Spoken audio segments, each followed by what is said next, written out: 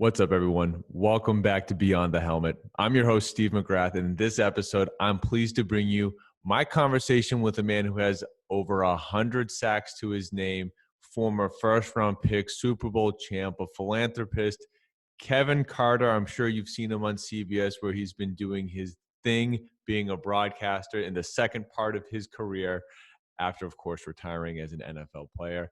But Kevin is going to tell you about his story, how he walked through the NFL, how he dealt with the pressure of being a first-round pick. But he's going to talk about what he's doing now. On July 20th this year, Waiting for Wishes, the 19th year he's been doing this, is coming back. What he does as a philanthropist with his charity, the Kevin Carter Foundation, it is amazing, the families that he benefits in Tennessee. So please go to kevin-carter.com to check out his foundation. And Waiting for Wishes has a Facebook page as well. So please check that out. And before we get into Kevin's story, I need to remind you all that we're brought to you by Team Builder. And Team Builder works with over 500 high school football programs nationwide, as well as colleges in the NFL. So if you need to revamp your workout program, you need a little bit more of information, go there. Use the promo code VICTORY, VIQTORY, and you're going to get a free gift. So show them some love. But for now, listen to Kevin tell his story in a way that no one else can.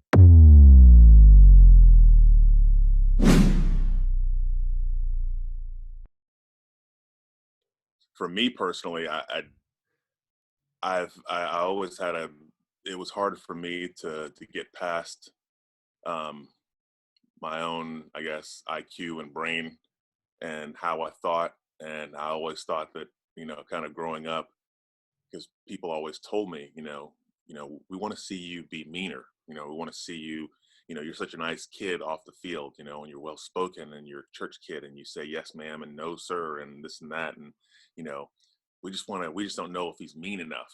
That was kind of the knock on me, and I'm standing there in year 10, I'm standing on the field. I never missed a game to that point. And I think we were playing Jacksonville. I know you didn't ask me this, but I'm going to go into the story anyway. Hit me. But I literally standing on the field, and I just gotten speared in my private section by an opposing offensive lineman's helmet, and he was playing dirty. And I came to the sideline. I'm coughing up blood. I'm pissed off. I got tears running down my face, and I'm standing there, and I had to come out of the game for a second. And Jeff Fisher walks over to me. I'm playing for the Titans, time. And, he's like, "Are you okay?" And I said, "Get the F away from me." I said, I'm fine. I'm pissed. I'm going back in the game. And he's like, "You shouldn't go back in." I said, "Jeff, leave me alone." And so, and I literally turned around and went back on the field because, I had to have it out with this person. And I told him at that point, I told this offensive lineman, I said, "It doesn't matter what you do." I said, "You're going to watch the film. Number one, you're going to see yourself losing. Number two, you're going to see your ass getting kicked by me." And I said, number three, I said, "Even though you speared me in my privates," I said, "and I'm coughing up and I probably pee blood for a week," I said, "you're going to get a minus grade for this game." I said, "because I will have dominated you no matter what you've done. So go put your hand on the ground and I'll see you in 35 seconds. And that's what I told him. And I'm thinking to myself, after the game, I was like, as I sat in the hospital the next day, having an arthroscopic scope being put down my urethra to clean out scar tissue in my right testicle from getting hit in the private section, I said, "You know what? I am pretty tough, and to hell with these people who, that wanted to question that a long time ago." And it was just really a moment where I had to laugh at myself, because I think the stigma of football players, especially defensive players, is that they have to be savage and animalistic. And if they didn't come from some broken home and they don't have some rough street story, then they can't be this warrior savage guy on Sunday. And, I always fought with that because I thought to myself, man, I didn't come from a broken home. My mom and dad were two nice Christian people, and they did a lot in the community, and they raised me right. And I couldn't wear my hat backwards. I couldn't wear my pants sagging down. I had to, say yes, sir, and no, sir. And I had these strict parents and they raised me right. And that's who I was, but I love football, and I love the destructive power that I could wreak, on game day. And there were two sides to me. And like I said, for a long time, kind of bought into the, I have to do more to overcome that, and and to be tough and everything else. And it's just so anyway. No, and that's a great story. I think that it's very easy to misconstrue being mean and being tough as being the same thing, because they're very much not. And I think that what you Right. had done probably every minute up until that point was you never crossed that line verbally. Mentally, I'm sure you always felt it and you were ready to go. But that was the first time maybe you sort of let the tiger out of the cage and showed everyone that side. But I think it more than anything, it's a credit to you for being able to play that way while keeping that sort of inside and not necessarily letting everyone know that you had it in you. So maybe more than anything, it was just an epiphany that, oh, I really do have this higher level, but normally, since I don't verbalize it, maybe no one else sees it. Maybe I'm off base on that. No, it was definitely an epiphany because at that point, just the game of football is such a barbaric, violent, cutthroat business, but it's also just a gladiator sport. And if you don't have a warrior's mentality, if you're not willing to go out there and forsake the safety of your own body and throw caution to the wind and stake your claim on being, the king of the hill or the baddest guy who puts his hand in the dirt, if you're not that guy, if you don't want to be that guy, if you don't want the challenge of someone trying to take that from you each and every Sunday, then this game really isn't for you. And all those things I believed, I embodied, I was all over. But like I said, when I went to combine and sat down with coaches, the question I got wasn't regarding football at all. It was, why do you play football? You're going to graduate with a degree in zoology, and you talk real nice, and man, you're smart, and man, you come from a good home. Why do you why do you play football? And my answer was, I love it. I love football. That's why I play. I said I've wanted to do this since I was 3 years old. I knew what I wanted to do. It's like we all have that dream job to be an astronaut or a cowboy or, a professional ball player when we're children. And somehow along the way, we lose that dream. I never lost that dream. I never lost that dream when I was a freshman in high school and didn't make my JV basketball or football team, and I was in marching band my freshman year instead of playing football.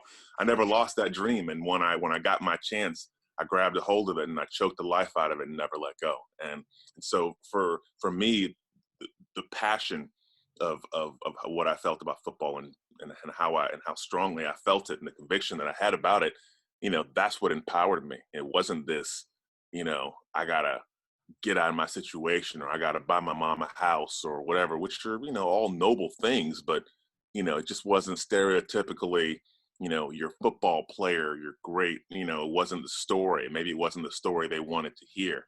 But yeah, definitely an epiphany, for me, because it kind of woke me up a little bit, and it only took 10 years, never missing a game, being the sixth pick overall, and going to a Super Bowl, leading the NFL in sacks to do it. So Well, isn't that shades of Michael Jordan, right? And it's just so prevalent again now with The Last Dance, of course, that everyone in the world is watching, with it being the only real sports thing to sink your teeth into. But him getting cut from his high school team, which was already a legendary story already. This just reminded everyone. Um, he took that time, right, that summer to work on his craft, and what did that do besides light a streak in him that we'll be talking about for as long as there's basketball? yep, agreed. Now, Agreed. for everything you just said, though, about that mindset and have just what it takes to always be ready to flip that switch every time you're stepping on the field for practice, for a game. What I had told you before we started was I really wanted to talk to you about how you deal with getting traded, because what you do when you're with the Rams, going from being the first Ram, right? You're the first pick from when they get over to St. Louis. All you do, as you've said, is lead the league in sacks, win a Super Bowl. By all accounts, you are one of the premier guys in the league. How do you Right. take just earning that status? You weren't given it, you earned it.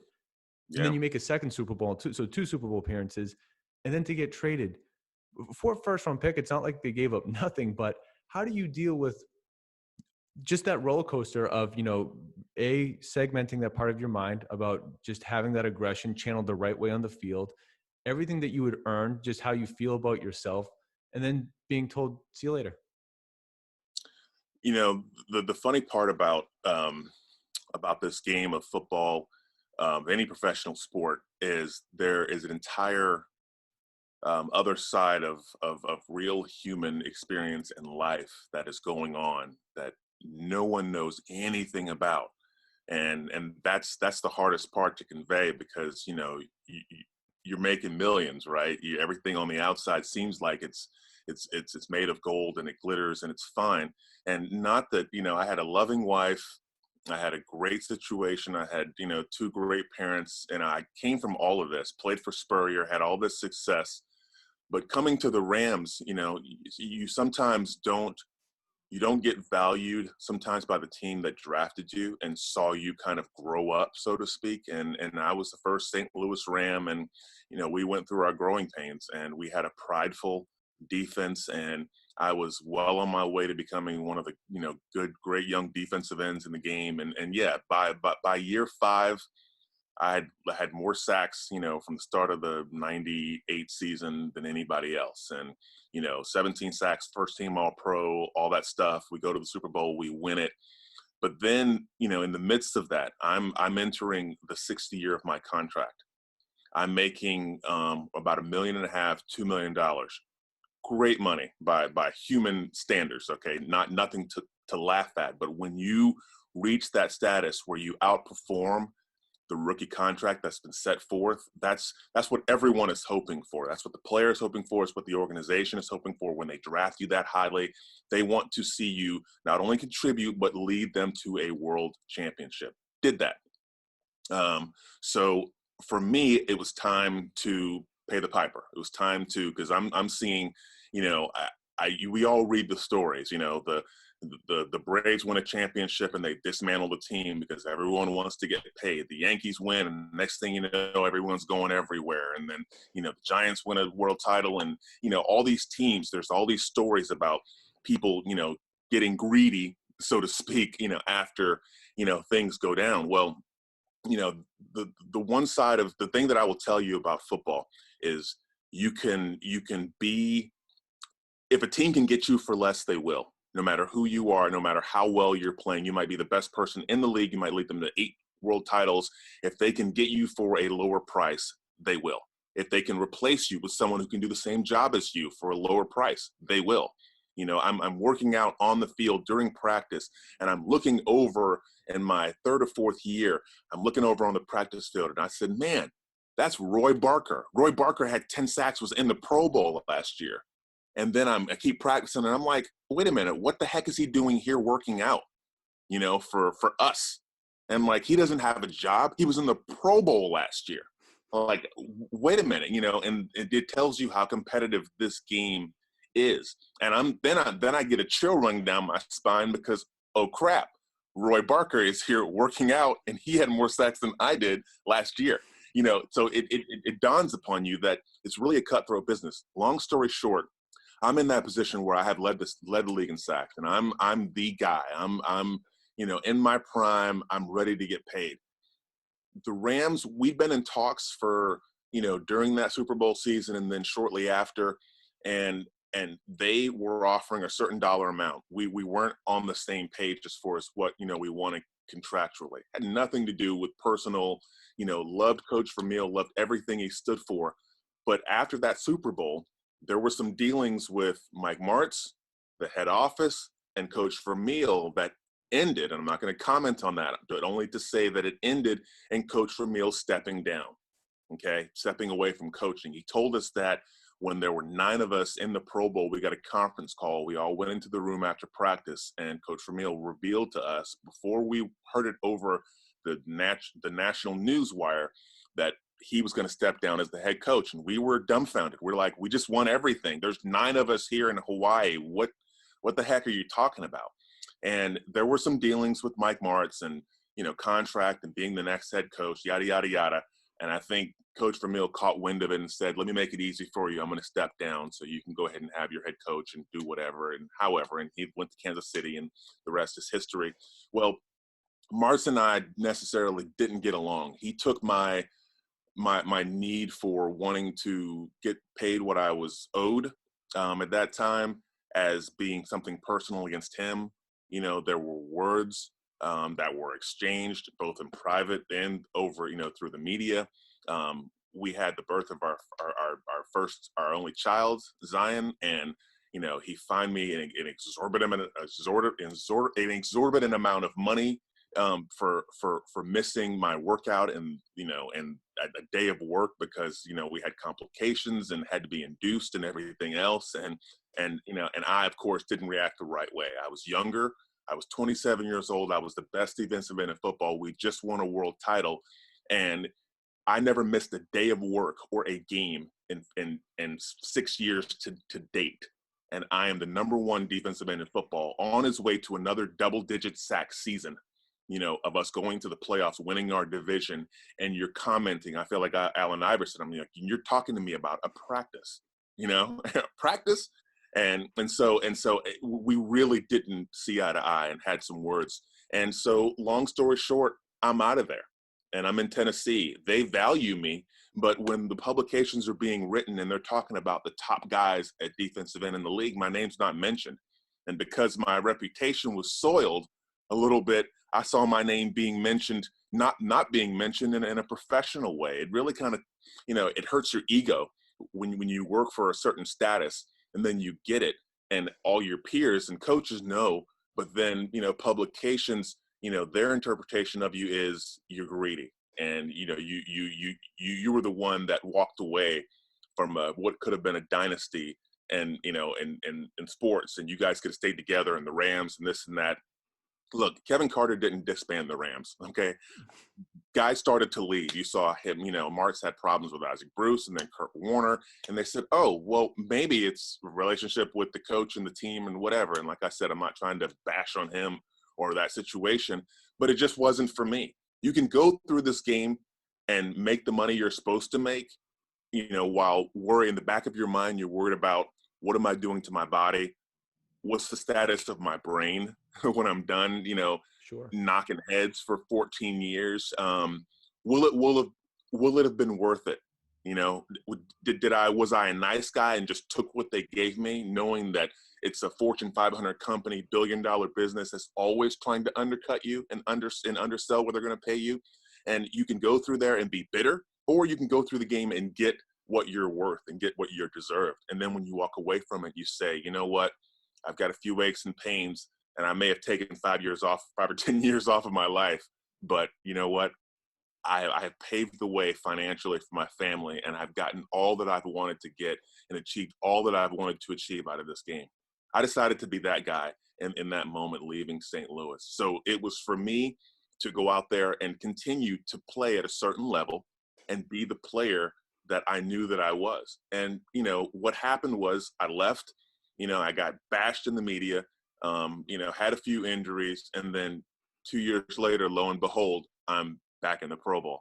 And my team is back in the championship game. We lose to the Oakland Raiders. The Raiders go on to lose to the Bucks.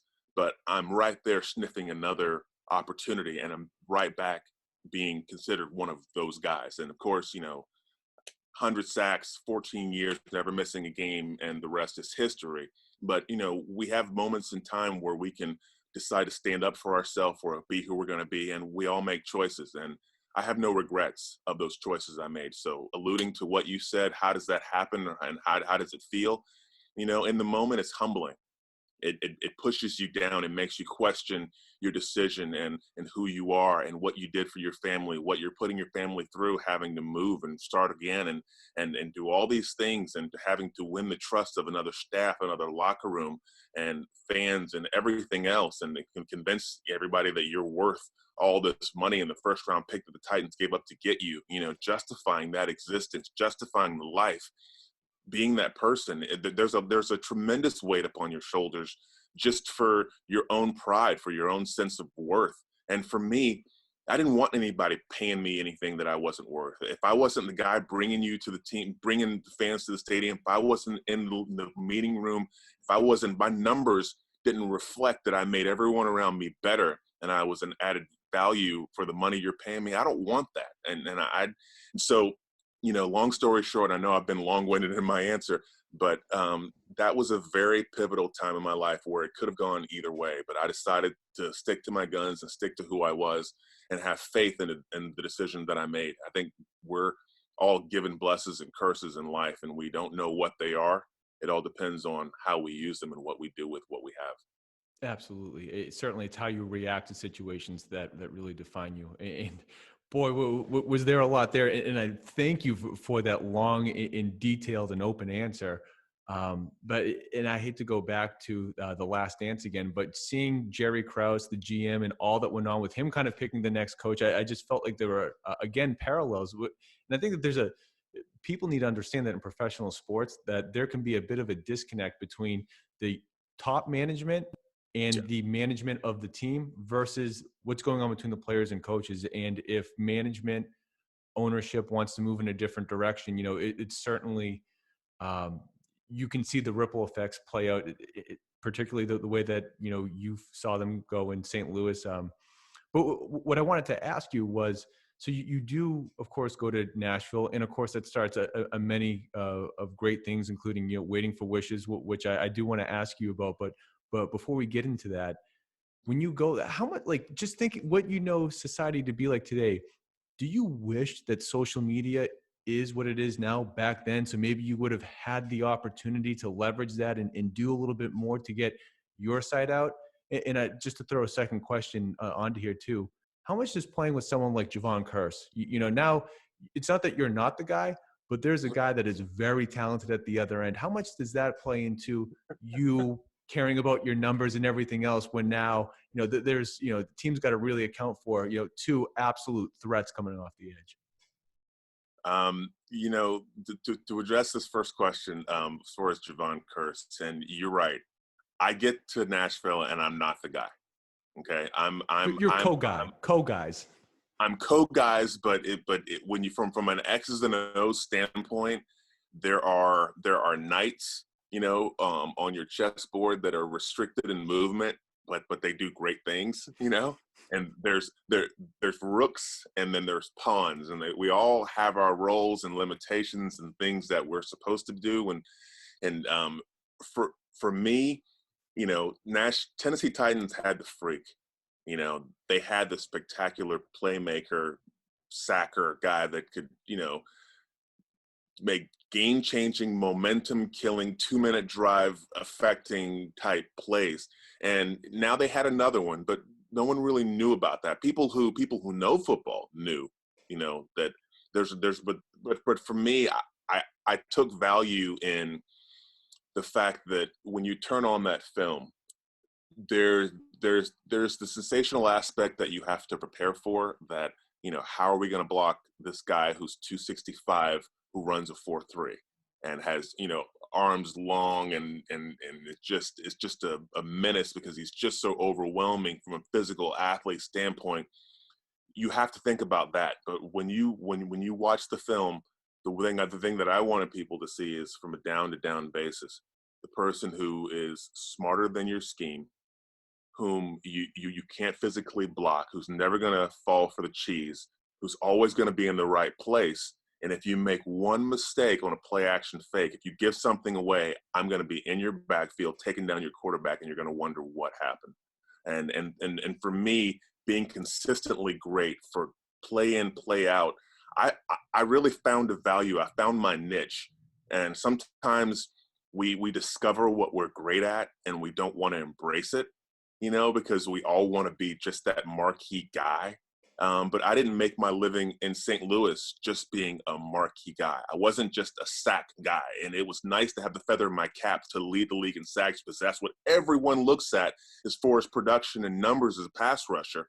But I wanted to be an all-around player. I wanted to be that guy that you may not be talking about me as far as the guy they're going to talk about, on Monday Night Football because he doesn't have a catchy nickname or whatever. But when those coaches and GMs get in their room after the game, that offensive line coach is going to find me. The head coach is going to find me and shake my hand and say, man, we have a problem dealing with you. And I got that. I had the Belichicks and the Parcells and people of that nature walk up to me after every time we played and said, man, you know, to heck with, you know, the freak or whatever. We had to worry about you.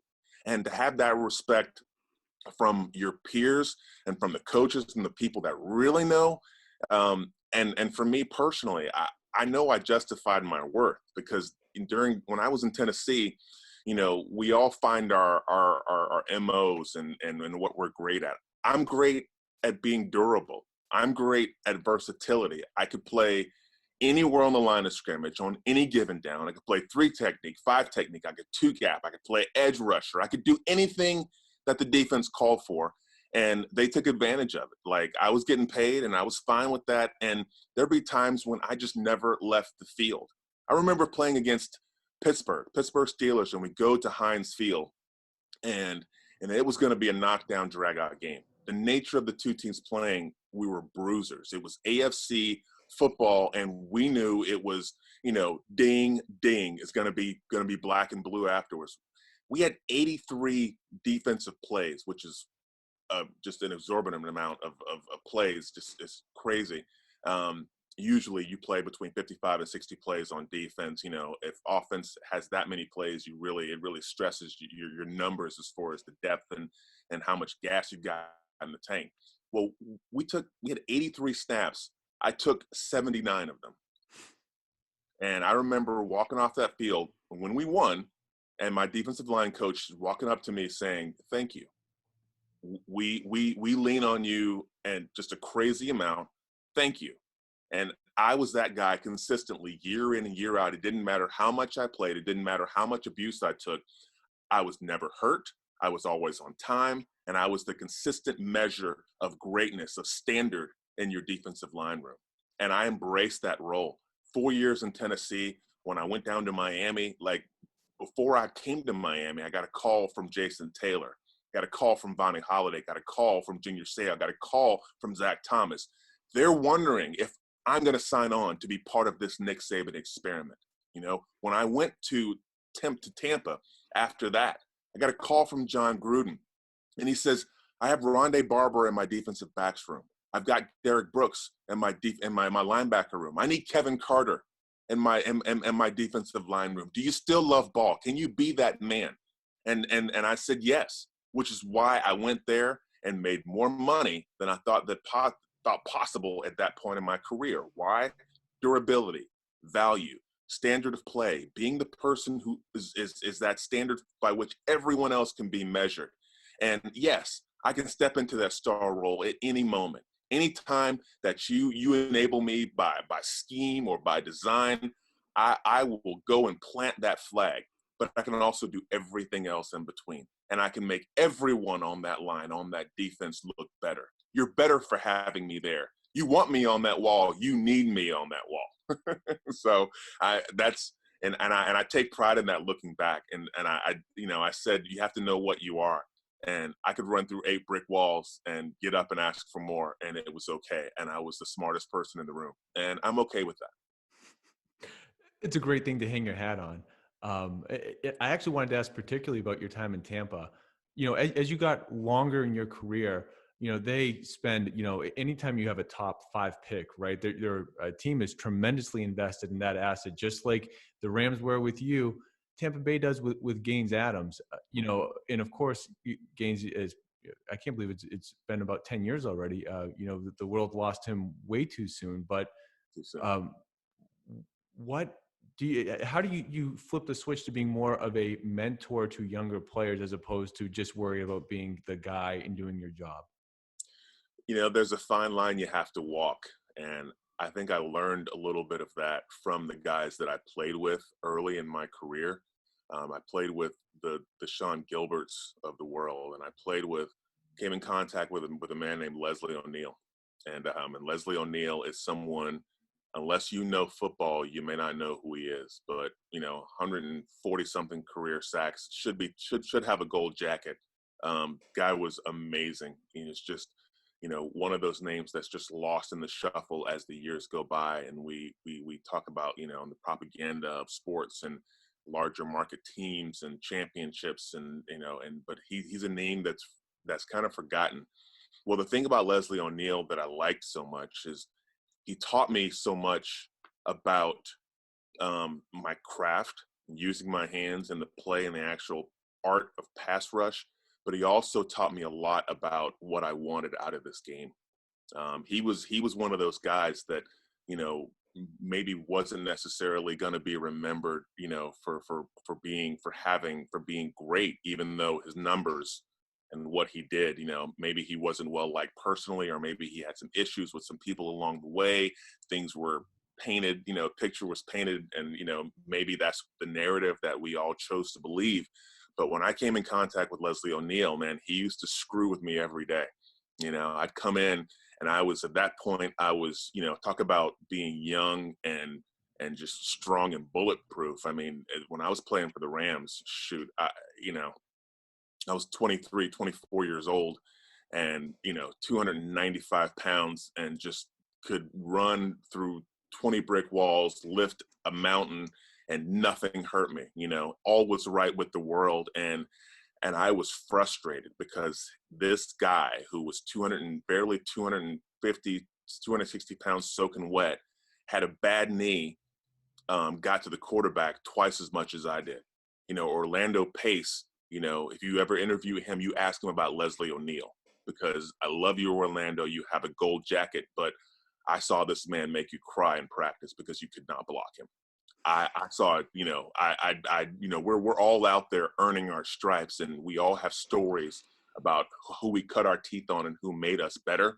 And I've got some offensive line stories that, people made me better, but that was, he was the man. And I remember going through that season, and I think I had maybe 6 or 7 sacks, and he had 12. And I'm like, what the hell is going on? And so I wanted to learn from him, and I wanted to watch him.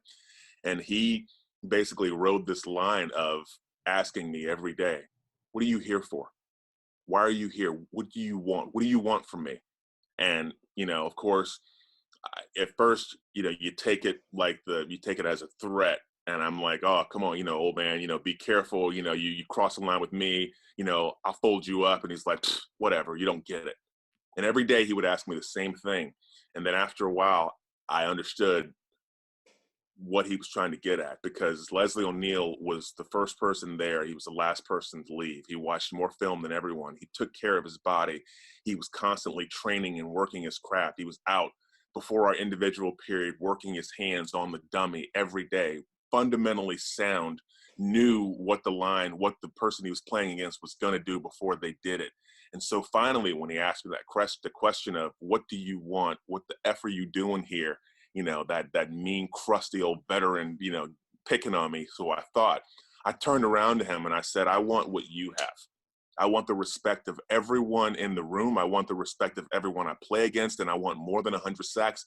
And I want more money than I can spend in 3 lifetimes. I want what you have, Leslie O'Neal. And he said, my man. And that's when we became friends. He taught me everything he knew. He taught me about the craft of closing space between you and the pass rusher, taking away his levers, using his leverage against him, angles, what you're looking at, your triangle of recognition on any given play, down and distance. He taught me how to be a smarter player. So years later, when I'm in that position where I've got the accolades and I've made the money and I have the life that a young person could possibly want to emulate, but I'm also that guy that's there early. I'm also the guy that's pissed off at the young guys because they come in the same clothes that they wore out last night, and they're all sharing pictures on their phones, giggling about the girl they were with last night, or being in the club, or, oh, look at my rims, they're spinning. And I was that old guy saying, you guys just don't get it. You're blessed and privileged to be a part of this fraternity. And I was that disgruntled old guy who was on his way out, who the dream was getting ready to end. And I did not have time for young guys who weren't serious about wanting to be in that position or wanting to have what I had acquired. It's hard work. It's not easy. It's ugly at times. It robs you of time with your family. It's hell on your marriage and relationships, and it's hard. It's not for everyone. So I didn't have time for those who were faint of heart. So my experience with Gaines, God rest his soul, was very much a positive one because he got it early. He understood, and he was like, "Hey, see, man, why do you do this? And why do you do this and this and that?" And I said, "That's because half the guys in this room are going to be out of the game in 3 years, and they're going to be, laying concrete or working, doing something back in their hometown, and they will have, just really pissed away this opportunity, that they have in front of them." I said, "The guys that get it, especially the ones like you who have been given kind of a front seat, to work on your craft, and you've been given the grace period of time to get better, and you have great expectations." I said, for the guys who take the knowledge and take that and go ahead and I said, those are the ones who are going to make it. I said, I just don't have time for guys who aren't serious. So my experience with Gaines was very much a positive one where, he saw the values of what it meant to live a certain way. He saw the values of being that elder statesman in the room. I liked being the elder statesman. I actually very much enjoyed that role because, those guys would ask me, "Casey, man, aren't you tired? How do you keep going? How do you keep doing this, man? I don't know if I could do this, for 10 years, man. Man, I don't know how, do this." And you continue to show them. You continue to tell them. You continue to impart wisdom. And like I said, for me, it was truly a blessing for me to be able to hear myself talk and be that elder statesman that I valued so much early in my career. If it hadn't have been for those guys, if I hadn't come in contact with Leslie O'Neal, if I hadn't come in contact with Sean Gilbert or Fred Stokes or those older guys in my room, I wouldn't be telling these stories. I wouldn't be that guy if I didn't have someone to help me along the way. So I love being that guy.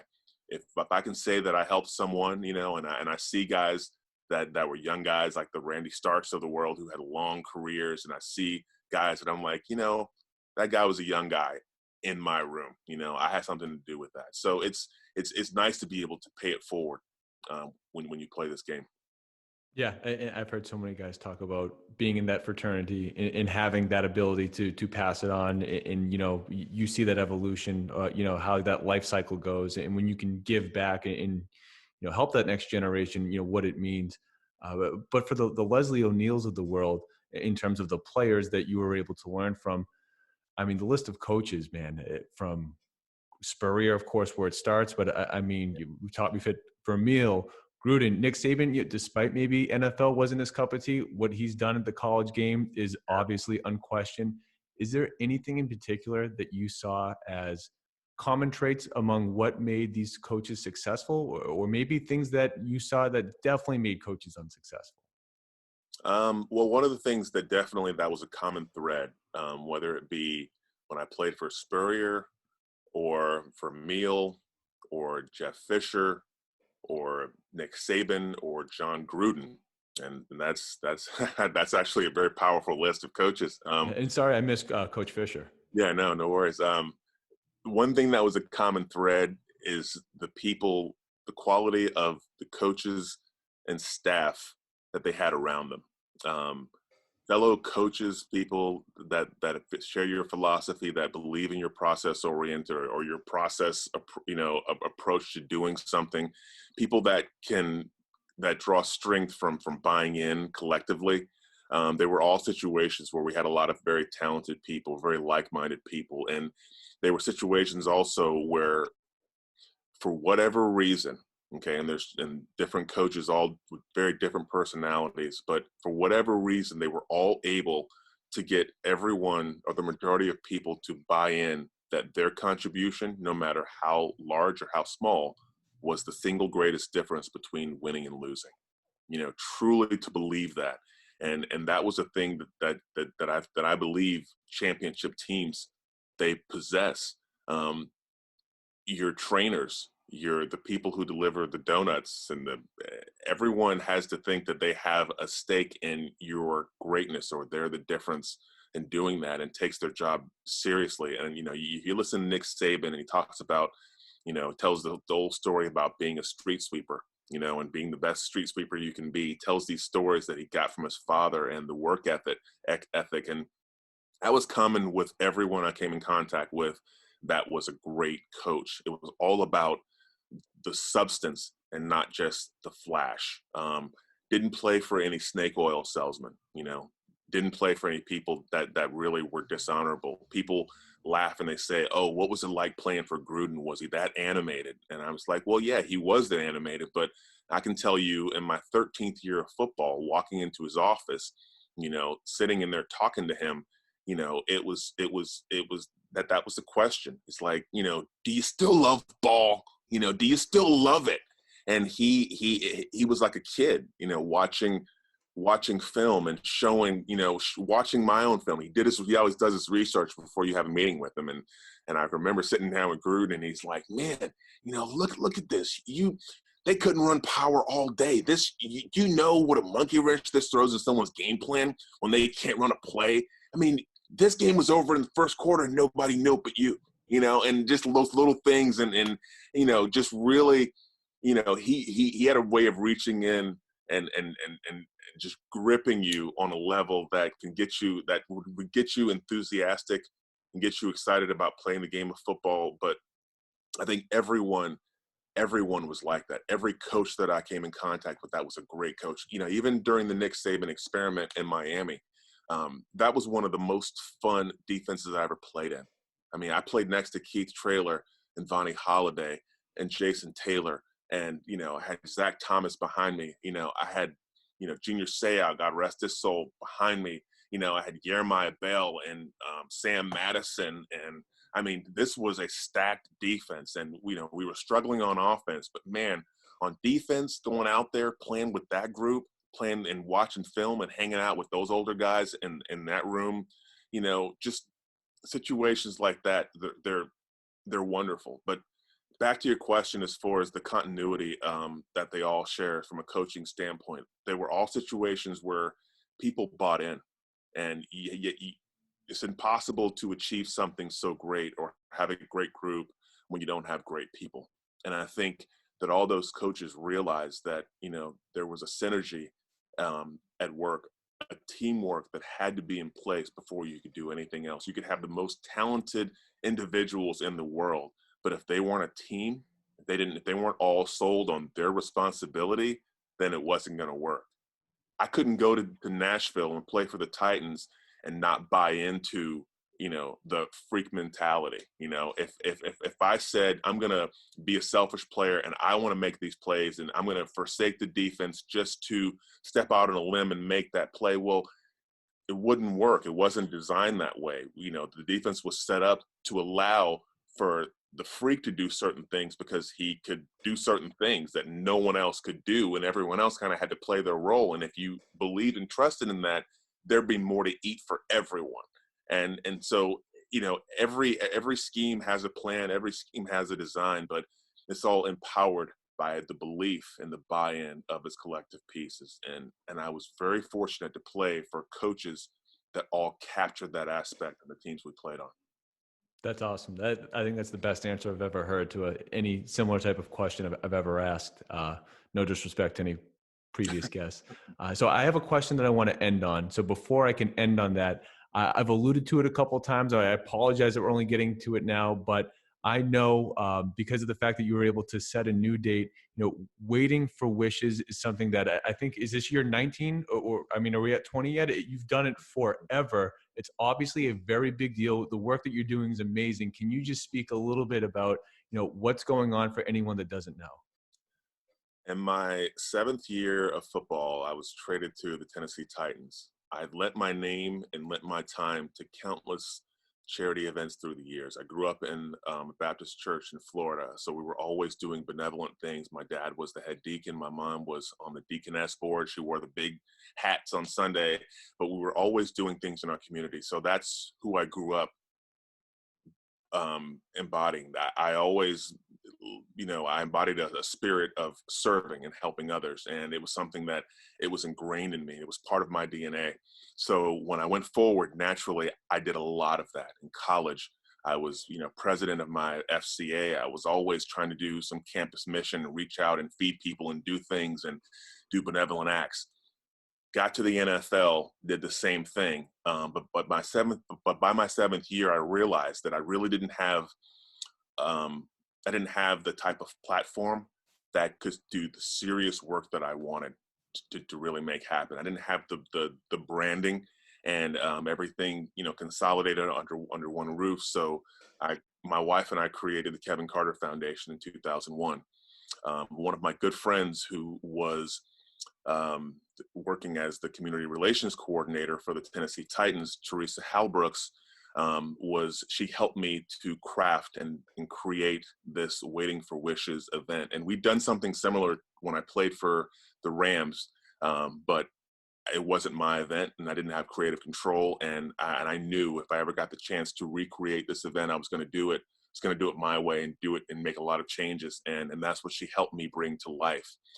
Teresa Halbrooks was one of my best friends when I worked for the Titans.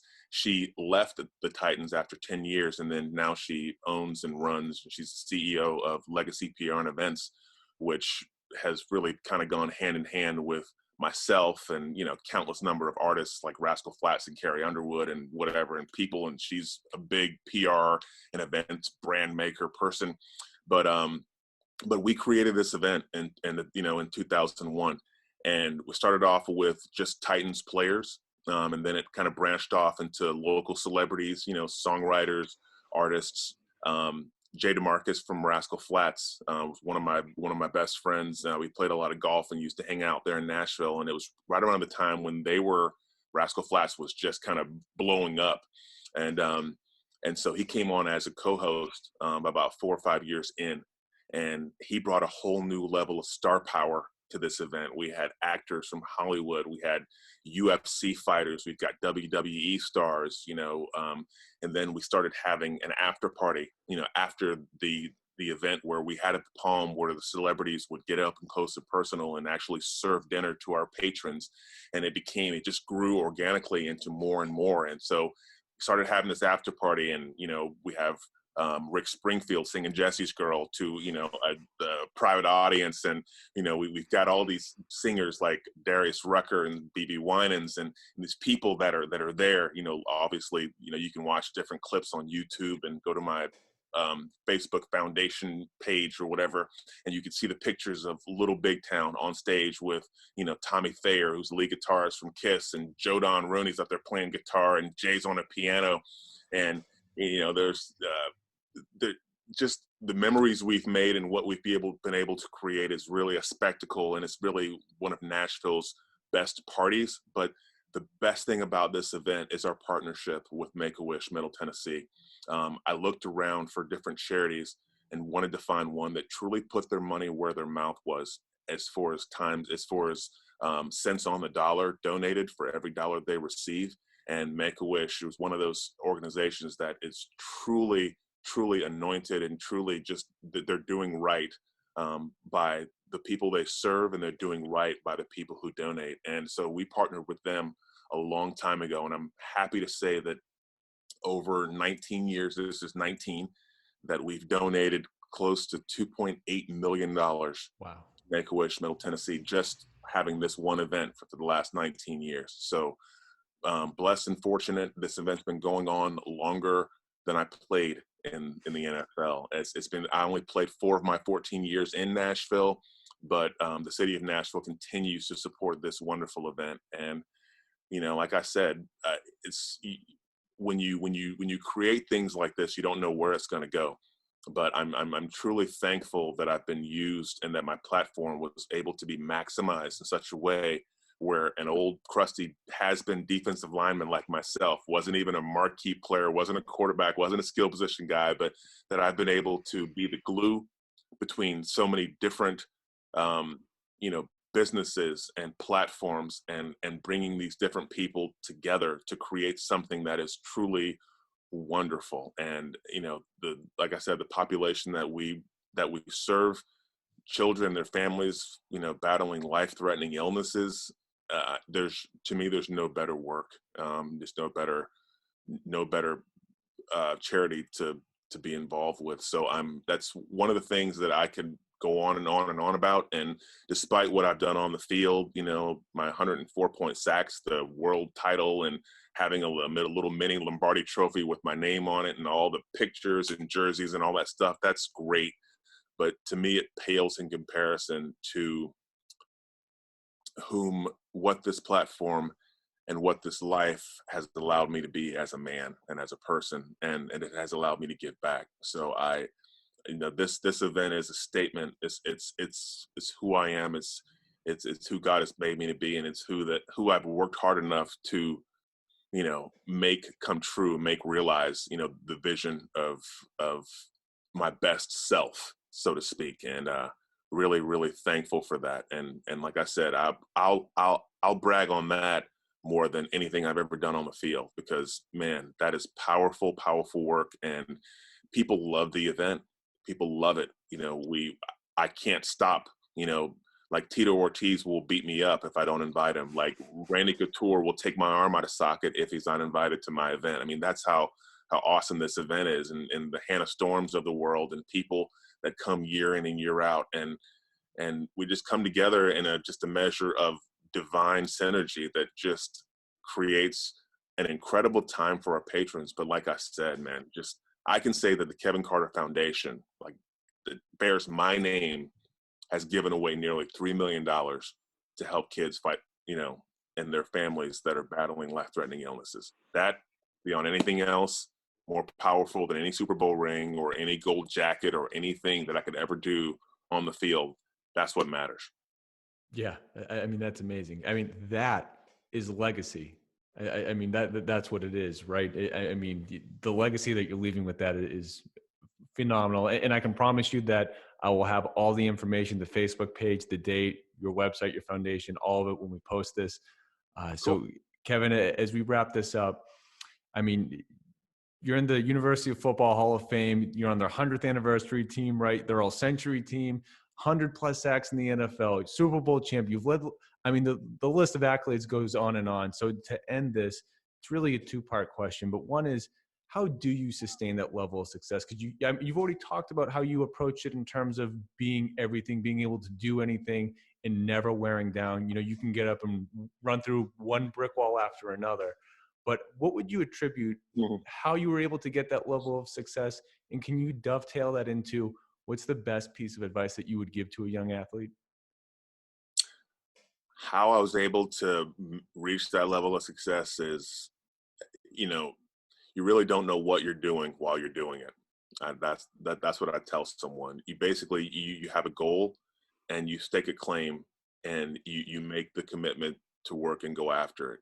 And if you're willing to put the work in, the impossible work that no one else will do, if you're willing to do more to make your dreams come to fruition than anyone else, and you're doing what no one else would do.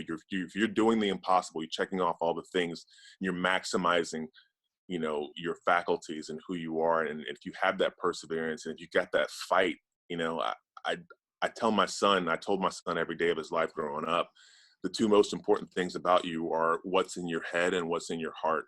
What's in your head, can help you map out a strategy and help you think your way through problems and analyze. But your heart, your heart is what gives you the fuel. It gives you the belief, being your own personal cheerleader when someone says that you can't do something. When you get knocked down, it's not if you get knocked down, it's what you do when you fall. We're all the cumulative sum total of our experiences. And I'd like to say that, those things make us who they are.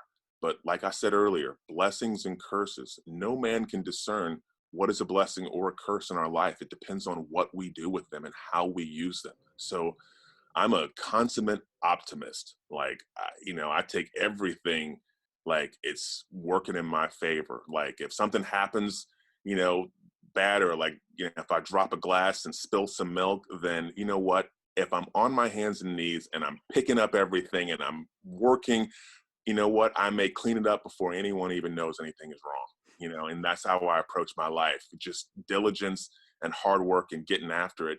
And I don't always get what I want. I don't always get what I think I'm setting my sights upon, but I know if I put in the work and my heart is in the right place, then I'll end up with either what I want or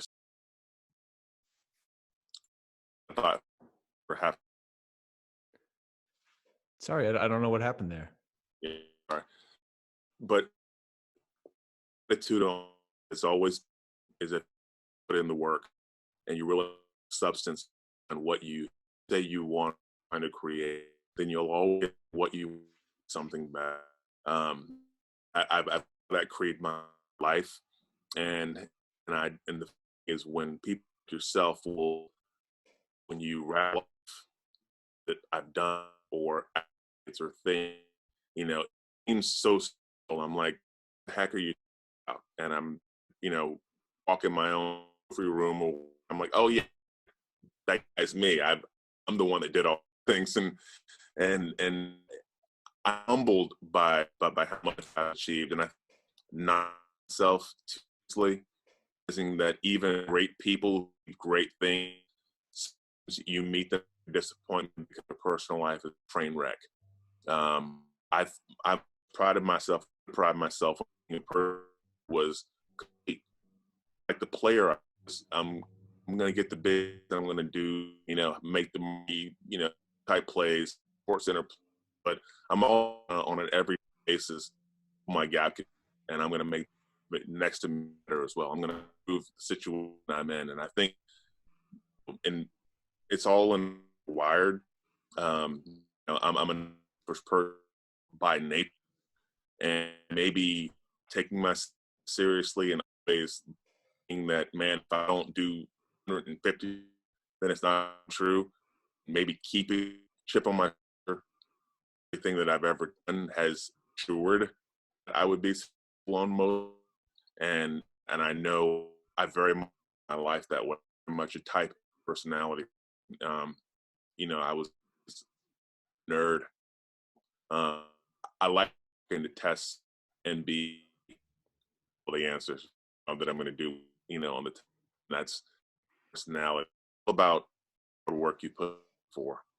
I given much did and all the stuff, and I quote my book in peril went to me and countless number of dad leaders, and I know those a lot of those same into my psyche, because I've always told, I know I like, and I know I'm always about making these deals and and trying to help yourself, but I want you to hear my voice when times get hard. Hear that encouragement, you to this of triumphing, working hard, getting up when you fall, because those are the things that keep us going when times get rough and we stumble.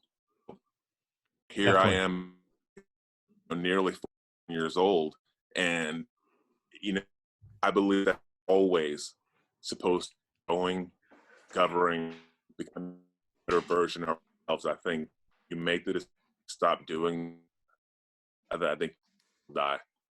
So I've very influential people in my life, and one of my best friends I look up to, I coach for Meal time, and for Meal is the man is discovering parts of him, still growing, still like, and I tell him all, I'm like, I want to be like you. I want to, pushing and still, like push the envelope I am and doing and learn. So, anyone trying to do something, I can tell you, all that glitter and gold, and everyone who's achieved great isn't necessarily someone to envy. It's just about, about the heart and the perseverance to put into something. Definitely. And Kevin, you're coming in a little choppy right now, so I'm not sure if you can hear me. Okay. It was just in the last 2 minutes that it got a little choppy. But I appreciate your answer. Thank you so much for taking the time and your story. I mean, we didn't even get into the broadcasting. We didn't really talk about the Florida days. We didn't even get to talk about zoology. So you're obviously, obviously it was impossible to fit it all in 1 hour, but thank you so much for taking the time. Your story is amazing. I can't wait to see, what's going to happen this year through the foundation, and obviously all the good things that are to come, that including the football season as well, which I know you're getting ready for. So thank you so much, man. I appreciate the time. You're welcome. And this means you have to back on, finish up everything at some point.